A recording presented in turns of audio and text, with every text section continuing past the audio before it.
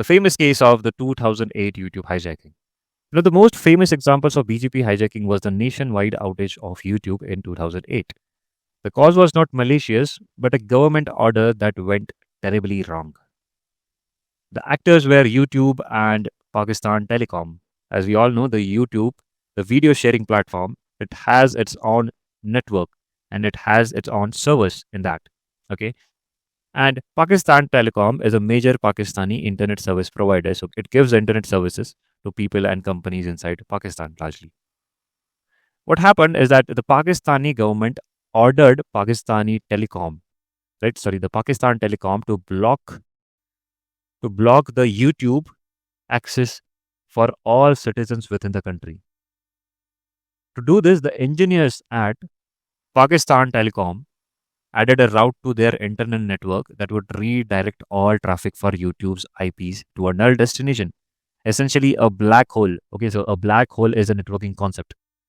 And the Pakistan Telecom were trying to impersonate the IP address space of YouTube. They created a more specific route. Okay, so in networking, the routers choose more specific path. So if you have an address which has /24 and if you place an address which is matching but has /26, then the more specific route is preferred above the other route. So they created a more specific route to override YouTube's legitimate /22 route.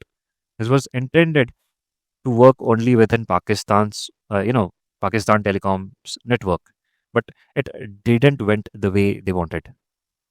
So this is YouTube's network, which has this 208.65152.0/22 IP address. And what the Pakistan Telecom did is that they introduced same IP with more specific route, right? So this is /22 and this is /24. And this was more specific. And they just wanted that this should work in their network only. But due to a misconfiguration, Pakistan Telecom's BGP routers didn't just keep this new black hole route internal, they accidentally announced it to their international BGP peers, like their upstream provider PCCW, which was actually giving connection to more of such companies like Pakistan Telecom. And you know what happens after the BGP advertisement, and this was actually an incorrect route. The internet routers are designed to find the most efficient path because Pakistan Telecom's announcement was more specific, that is /24.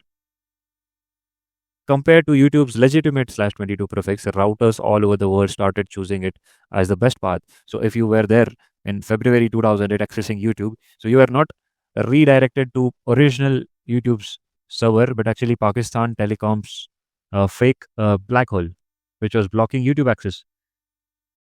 And because of this misconfiguration, they updated their routing tables, believing the best way to get YouTube was through Pakistan Telecom.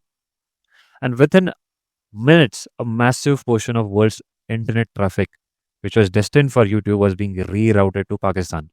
Since Pakistan Telecom was simply dropping this traffic into black hole, YouTube became inaccessible for millions of users globally for about 2 hours, which was a big case. The resolution was YouTube's network engineers quickly detected the problem. They started announcing even more specific prefixes, right?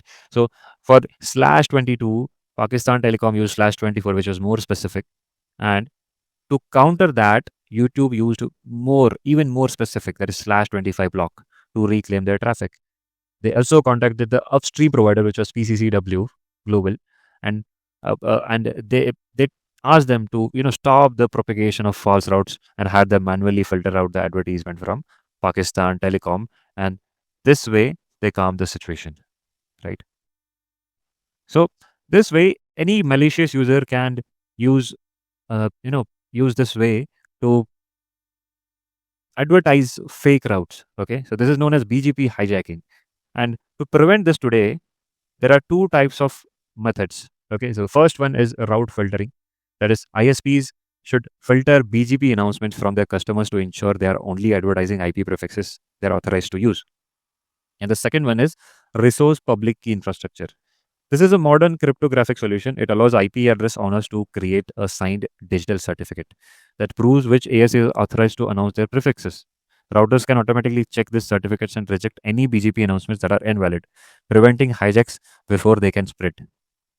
Right? So it was an interesting story. If you like this, please do subscribe my channel. And I teach networking in depth on my channel in English and in Hindi as well. So do share and subscribe.